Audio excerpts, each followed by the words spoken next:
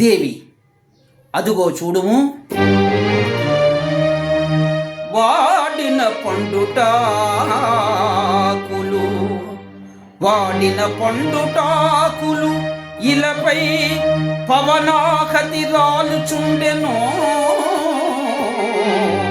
ఓ చెడియా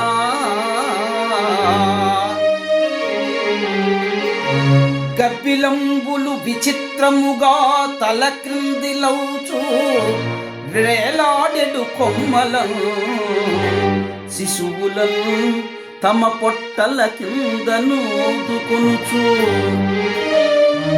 ఊడలపై